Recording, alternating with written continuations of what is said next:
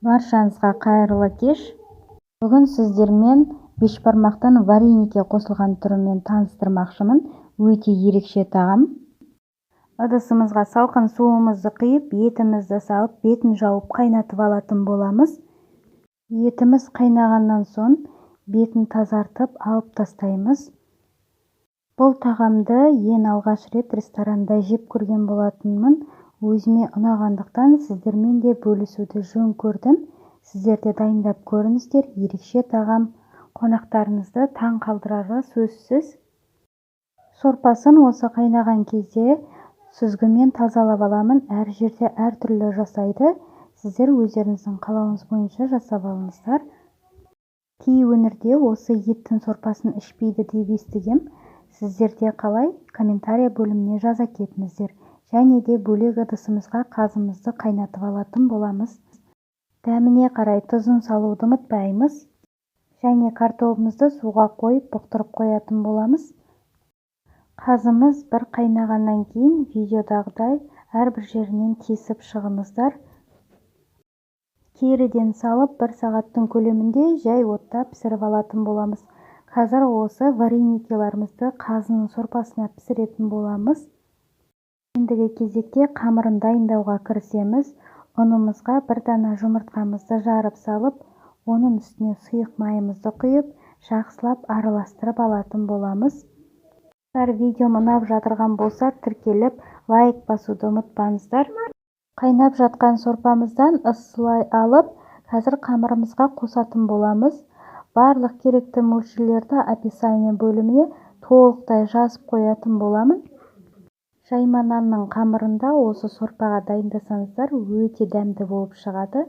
Енді осы сорпамызды қамырымызға қосып, алдымен қасықтың көмегімен, одан соң қолымызбен қамыр илейтін боламыз.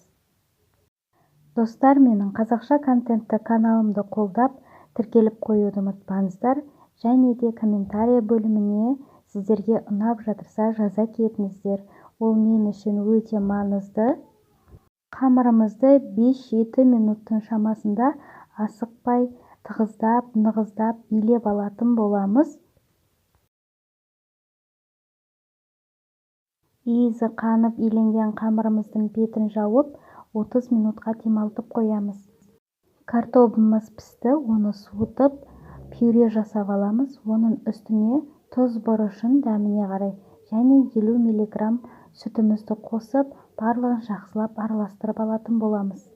30 минут өткеннен соң видеодағыдай қамырымызды бірнеше бөліктерге бөліп алатын боламыз. Қалған бөлігінің бетін жауып қойыңыздар, беті кеуіп кетпес үшін. Және де вареникеларымыздың формасын келтіріп алатын боламыз. Жасалу жолы өте қарапайым. Сіздер де дайындап көріңіздер. Бір қызығы, бұл вареникеларды осылай дайындап, суға дайындайтын болсаңыздар, варенике болып шығады. Ал оны майға қуыратын болсаңыздар, чебуреки болып шығады.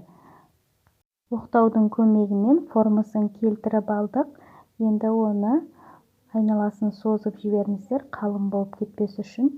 Ортасына салмасын қосып, айналасын бітеп шығатын боламыз, ашылып кетпейтіндей етіп. Мен өзім арнайы өзінің ыдысы бар, сонымен дайындаймын, солай маған ыңғайлы. Осылай сіздерге тек қолмен қалай жасау керектігін көрсетіп жатырған болатынмын.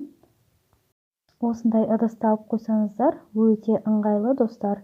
Чебурекиларды да, вареникені да, самсаны да осындай әдіспен дайындасаңыздар болады. Барлық супермаркеттерде, базарларда сатылады.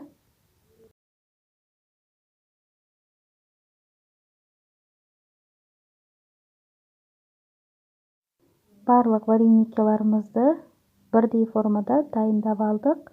Енді оны қазы қайнатқан сорпамызға біртіндеп салып шығатын боламыз. Егер сіздер қазы бірге қоспаған болсаңыздар, еттің өзінің сорпасына пісіріп алсаңыздар да болады, немесе қайнаған судың өзіне пісірсеңіздер де болады. Мінекей 25-30 минуттың шамасында пісіп қалды.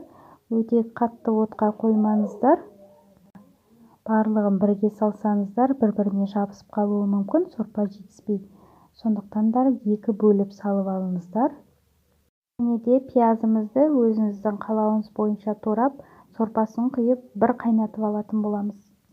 Етіміз де пісіп қалды біздің. Енді оны үлкен көлемде турап алатын боламыз және де барлығын жинақтайтын боламыз. Осымен біздің бүгінгі вареникке қосылған бешбармағымыз дайын болды. Сіздің өңірде қалай атайды? Бешбармақ, бесбармақ немесе ас асу деп атай ма?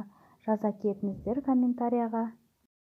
Видеомды соңына дейін көргендеріңізге алғысымды білдіремін. Сіздермен болған Гүлбану. Келесі видеомда жолыққанша.